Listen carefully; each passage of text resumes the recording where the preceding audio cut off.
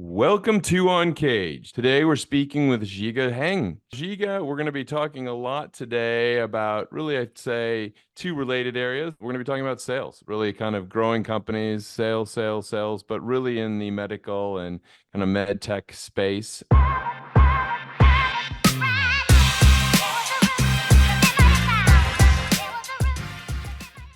Giga is the president of the Salus Group, and Salus is a big player in this space. And we'll talk about kind of all the work that they're doing for a variety of players around the region. But before we get there, Giga, tell us a little bit about you and your career.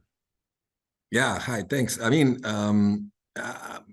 My background is finance, and I basically started my career in finance in asset management. And since being located in Slovenia, which is a very small country of 2 million population, somehow finance industry is not one of the most developed ones. That's why I decided to change my path and move into, we call it real sector, in real business.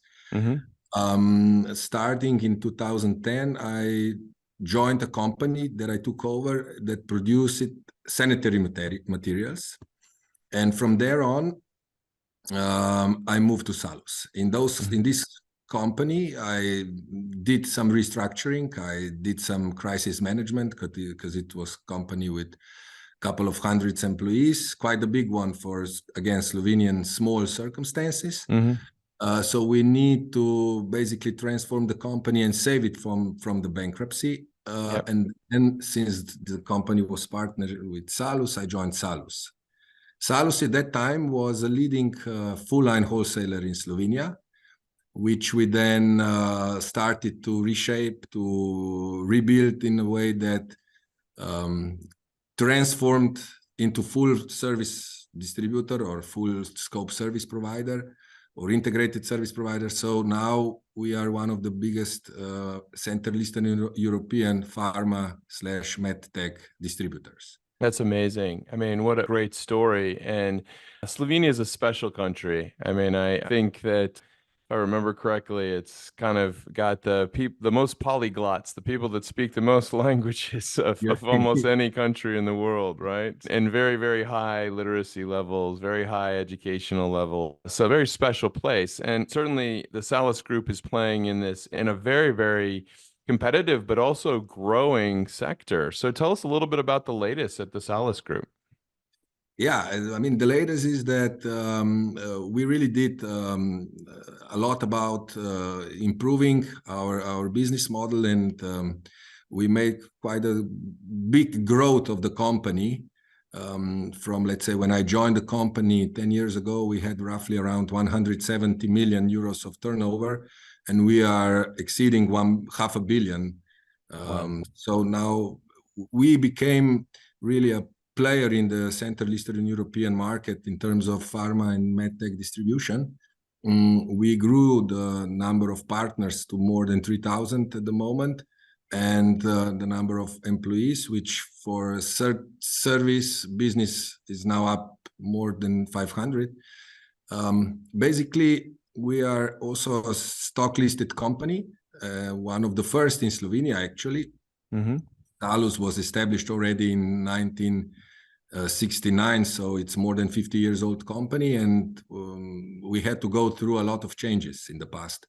We were established back in Yugoslavia when there was a different system, not capitalistic, but more socialistic. We had to transform into private entity, being the first company on the stock exchange back in 90s.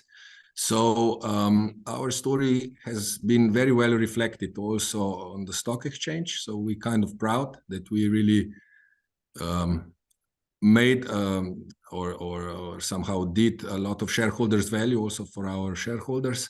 And now we are basically here with our aim to set the footprint in all Central Eastern European countries. So our goal is to be present in all countries of let's say Eastern Europe, and to be the first choice for our partners who want to bring new medicines, novel therapies into this region.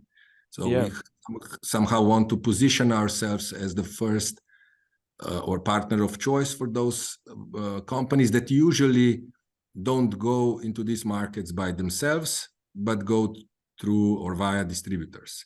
Well, I mean, Giga, we're going through kind of an interesting economic cycle, as you know, I'm sure very, very well.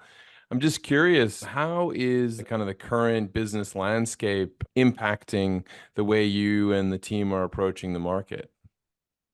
As for all other companies, we are also faced with pressure on the cost side. Of course, Yeah. the inflation is doing its part on one hand, and on the other hand, we do face more competition in terms of our business, which means that our margins are kind of compressed or going a bit down. But we really try to grow through expansion, and we really try to be very active also in M&A landscape. We did 2 acquisitions last year, and through synergies and through engaging our franchise in Eastern Europe, we are building on these 2 acquisitions to somehow find new ways of growth. And we will try with this to somehow amortize what is going on with in the cost sector. I mean, everything is much more expensive today, and we need to expand the business in other business lines in order to somehow manage those pressures. So what we did basically is we bought companies that are much more engaged into representation of big pharma companies or big medical device companies, and have some unique position on the market, being either a niche player with strong position in the market. So we can count on that those 2 acquisitions will bring us improvement in our profitability as well. So Giga, I mean, it's interesting you said that you studied finance. You thought you probably were going to become an investment banker. And here you have really, I'd say, helped turn around a company. And now this company is scaling and becoming quite an important player in the market. It's a fascinating story, but what is it about this type of work that drives you? Where does the passion come from? I mean, we daily serve more than 100,000 people and deliver them the medicines. So this is for sure one thing that keeps me waking up every morning and going to work. And we are by far the largest distributor in a couple of countries, in Slovenia for sure. So if you think in the aspect of our domestic market, there will be probably no stability in healthcare if we are not every day operating. So I think, I mean, for sure, our purpose to serve so many people with our daily distribution of medicines and medical devices is something that it's for me something that keeps me passionate. And also successes that we had in last couple of years, and sharing these successes with my colleagues and with my team and celebrating them together, it's something that really gives some additional purpose. I mean, what we are doing, and we try to do it, is to really do something that allows and makes people live better, and allowing them to gain access to some therapies that were yesterday not available. And with this, we really do impact people's lives, what at the end of the day gives you a lot of somehow credit. I mean, I can see that, especially if you're able to be a credible, reliable, high quality solution. It's really you become kind of a critical infrastructure for the region and for delivering these types of solutions. But I mean, here we are entering 2024. I'm sure there's tons and tons of new technologies and new competitive things that you guys are looking at. What's on the docket for you and the team in 2024? Yeah, I mean, we have plans. We also publish them on the stock exchange. What we are doing now, we really I just came from JP Morgan Healthcare Hmm. Conference that was previous week in San Francisco. What we are really looking for is to partner with innovative biotech pharma companies in order to really bring into Eastern Europe the new therapies. I mean, there are a couple of many therapies basically that are still not accessible Mm. in the region for regional patients. And we really try to make some partnerships and facilitate the process of bringing those therapies to people and to patients in the region to meet their unmet needs. Yeah. So Yeah, yeah, no, I this mean, I this think is basically what we focus on. Yeah. yeah, no, I think the innovation in the space, it's been a fascinating one. We work with, and I've interviewed quite a wide variety of companies that are innovating in the biotech sphere. And there have been so many breakthroughs over the last couple of years. I think that it's interesting because I read about these exciting things, but you're absolutely right. We're not at a point where it's easily accessible, right? A lot of it hasn't really kind of come out to the broader market just yet. And so I think that's really where you and the team at Salus are going to play a key role in bringing this stuff to your customers across the region.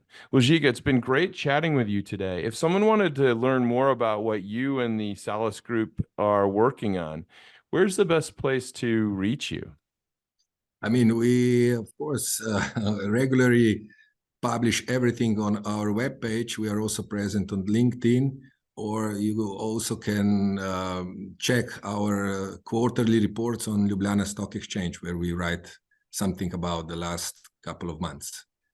Well, I love stories like the one that you have with the Salus Group. I mean, as an entrepreneur, I love the idea of coming into a business and figuring it out and streamlining it and then starting to work to stabilize it and then move it forward and then accelerate that growth. And it sounds like you and the team are on an incredible journey. So congratulations. It's been great to having a chat with you today. We've been speaking with Hieng. He's the CEO and president of the Salus Group, and we've been talking to him about their growth. I mean, this is a company that has really, really developed its capabilities in bringing medical technology, medical pharma solutions to the region, to the Central European region, based in little tiny Slovenia, a very, very small country, but a very powerful country, doing very, very cool things. Giga, thank you so much for being on Cage today, and we look forward to having you back. Thank you very much and all the best. Thank you. Cheers. Cheers.